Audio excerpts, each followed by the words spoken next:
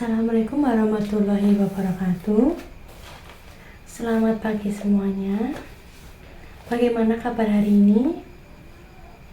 Semoga kalian sehat semua dan dilindungi oleh Allah Subhanahu wa Ta'ala. Itu kamu bajunya itu kurang rapi, tolong dirapihin. Terus itu di depan ada sampah, di depan meja kamu ada sampah. Terus belakang luruskan kursinya ya. Nah, baik, karena semuanya sudah rapi dan lurus mejanya, Ibu akan melanjutkan materi selanjutnya, yaitu membahas tentang pertempuran 5 hari di Semarang ya. Semarang itu identik dengan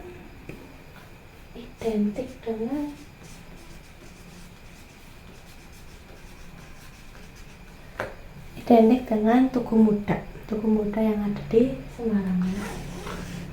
Nah, di sini ada yang tahu tidak makna dibalik adanya Tugu Muda ini? Ya kan, karena ada peristiwa pertempuran 5 hari ini. Nah, mungkin ada yang ingat tentang bagaimana sih terjadinya peristiwa pertempuran 5 hari di Semarang ini.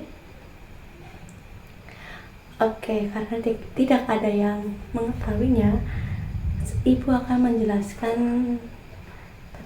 materi tentang pertempuran 5 hari di Semarang ini ya. Karena pada tanggal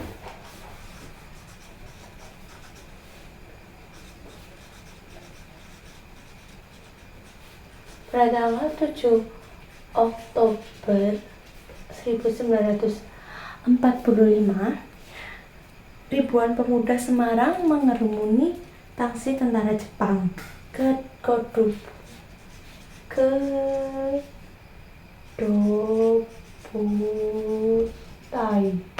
yang ada di Jatingaleh ya. Sementara pimpinan mereka itu sedang berunding di dalam taksi untuk membahas mengenai penyerahan senjata. Ketegangan antara kedua belah pihak itu terus berlanjut. Pada tanggal 14 Oktober 45, sekitar 400 orang tawanan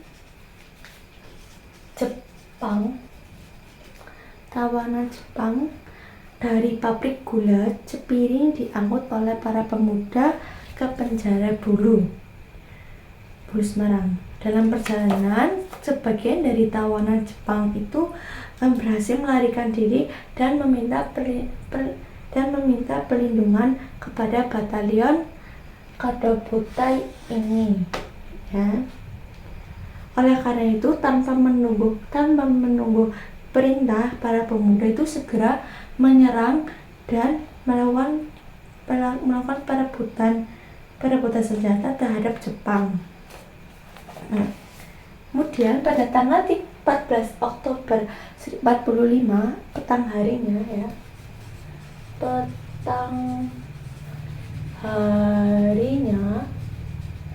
petugas kepolisian Indonesia yang menjaga persediaan air minum di Wungkal diserang oleh pasukan Jepang.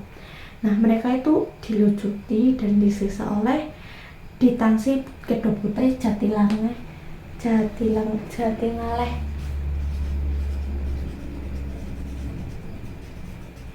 di Jatingaleh ya. Dan kemudian di Jalan Peterongan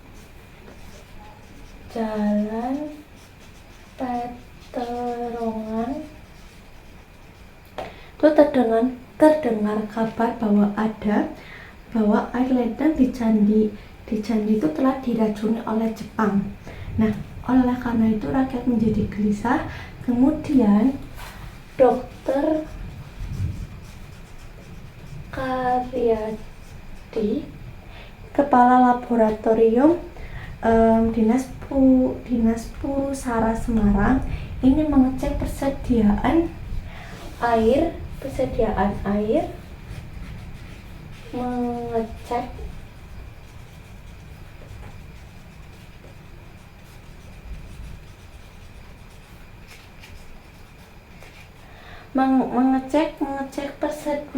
mengecek persediaan air tersebut. Namun dibunuh, ini Dokter Karyadi itu dibunuh oleh tentara Jepang.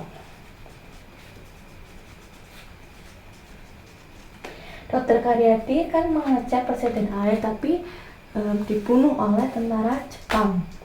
Nah, hal ini menambah sengitnya pertempuran antara para pemuda melawan tentara Jepang juga. Para pemuda juga itu berhasil menangkap Mayor Jenderal Nakamura di tempat kediamannya yang ada di Magelang. Tokoh Jepang ini kemudian ditahan oleh para pemuda. Hal ini semakin meningkatkan kemarahan Jepang. Dalam pertempuran itu Jepang menjadi tiga pasukan. Ada yang tahu poros mana? Poros kan ada tiga pasukan kekuatannya itu ada poros ketiga. Ya, poros barat satu, poros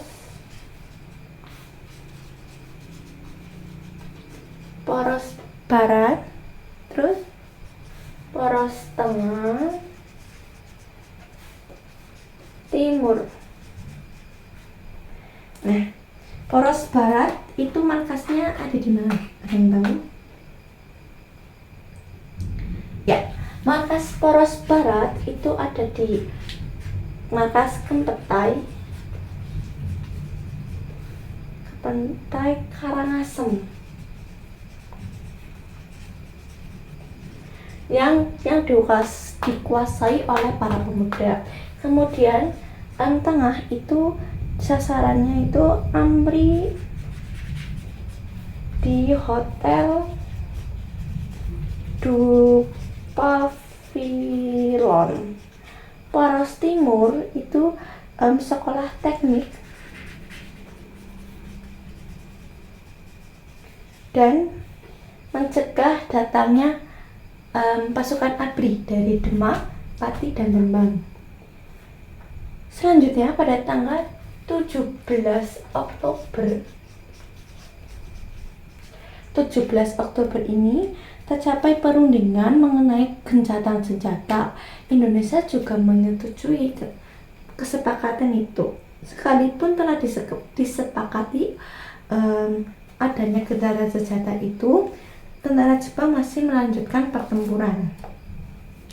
Kemudian pada tanggal 18 Oktober, hari kelima, Jepang berhasil mematahkan berbagai serangan para pemuda. Pada hari itu telah datang berupa utusan pemerintah pusat dari Jakarta untuk meninggalkan soal keamanan dan perdamaian di Semarang.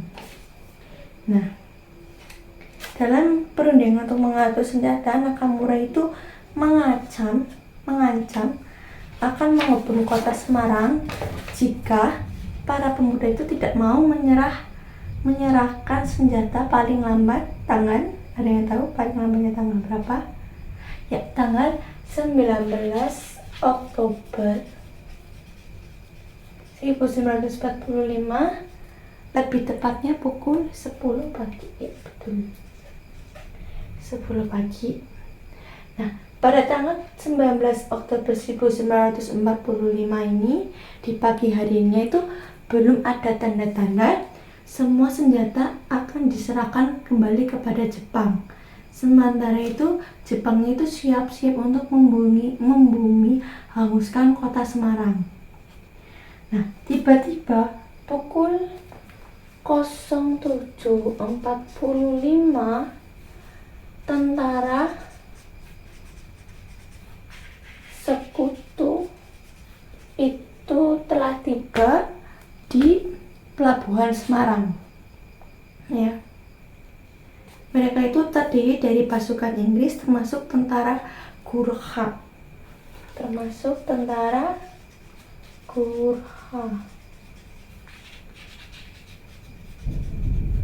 Ya. Dengan kedatangan para sekutu ini, tentara sekutu ini, yang berarti telah mempercepat berakhirnya pertempuran antara pejuang Semarang dengan tentara Jepang. Itu ya. Dengan tentara sekutu ini berarti akan mempercepat berakhirnya para pejuang pemuda itu melawan tentara Jepang. Nah, begitulah. Maka untuk mengenang pertempuran 5 hari di Semarang itu, ya, maka dibangun sebuah monumen yang dinamakan Monumen Tugu Muda. Baiklah, segini materi tentang pertempuran 5 hari di Semarang. Oke, untuk tugas selanjutnya yaitu tentang membuat video drama tentang pertempuran 5 hari di Semarang itu dengan cara berkelompok. Kalian nanti itu berkelompok, acak boleh ya, terserah kalian juga boleh, mending acak ya. Acak untuk deadline-nya itu sebelum ujian akhir semester kalian tuh sudah mengumpulkan. Nah, karena materinya sudah selesai dan minggu selanjutnya kita akan membahas tentang pengambilan kekuasaan Jepang di Yogyakarta, ya.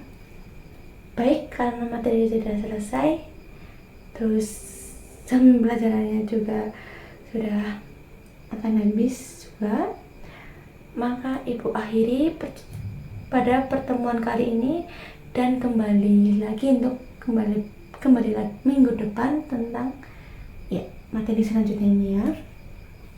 Baik, Ibu akhiri, jangan lupa untuk tugasnya. Ya, wassalamualaikum warahmatullahi wabarakatuh.